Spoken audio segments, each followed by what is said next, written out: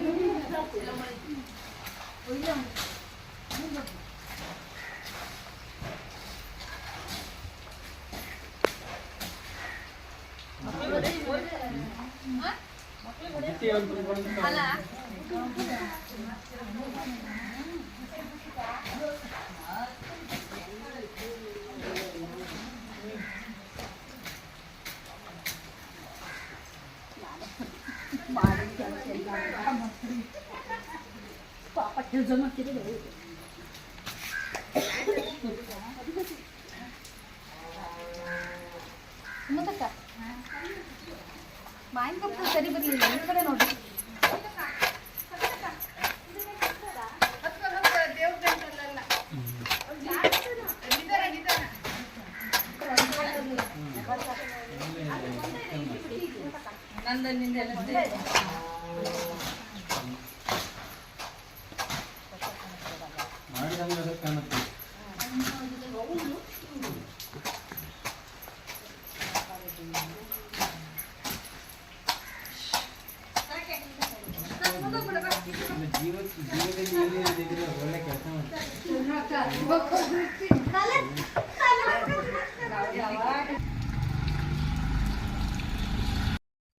ಸ್ಥಳೀಯ ಸಾನ್ನಿಧ್ಯ ದೇವರನ್ನ ಈ ಸಂದರ್ಭದಲ್ಲಿ ನೆನೆದುಕೊಳ್ಳುತ್ತಾ ಈ ಒಂದು ಶ್ರದ್ಧಾ ಕೇಂದ್ರಗಳ ಸ್ವಚ್ಛತಾ ಕಾರ್ಯಕ್ರಮದಲ್ಲಿ ಈ ದಿನ ನಾವೆಲ್ಲರೂ ಭಾಗವಹಿಸಿದ್ದೇವೆ.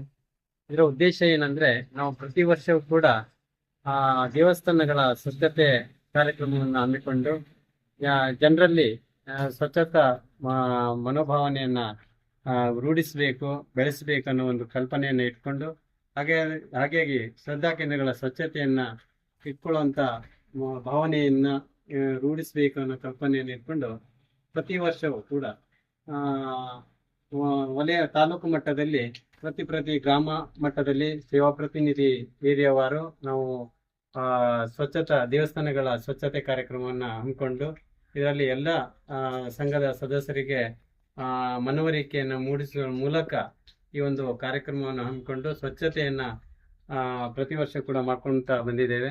ಇದು ನಮ್ಮ ಧರ್ಮಸ್ಥಳದ ಡಾಕ್ಟರ್ ಡಿ ವೀರೇಂದ್ರ ಹೆಗಡೆ ಅವರ ಆಶಯದಂತೆ ಪ್ರತಿ ವರ್ಷ ಕೂಡ ಈ ಒಂದು ಸ್ವಚ್ಛತಾ ಕಾರ್ಯಕ್ರಮವನ್ನ ಮಾಡ್ಕೊಂತ ಬರ್ತಾ ಇದ್ದೇವೆ.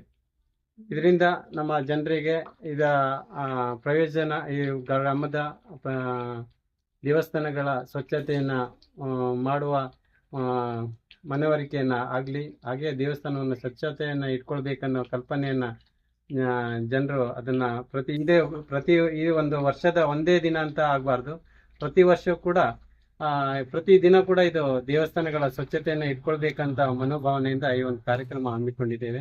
ಇದನ್ನು ಕೂಡ ಪ್ರತಿಯೊಬ್ಬರು ಕೂಡ ಅನುಷ್ಠಾನ ಮಾಡಬೇಕು. ಗ್ರಾಮದ ಎಲ್ಲ ಜನತೆ ಕೂಡ ಇದರ ಪ್ರಯೋಜನವನ್ನು ಪಡ್ಕೊಳ್ಬೇಕಂತ ಹೇಳ್ಕೊತಾ ನಮ್ಮ ಒಂದು ಮಾತನ್ನು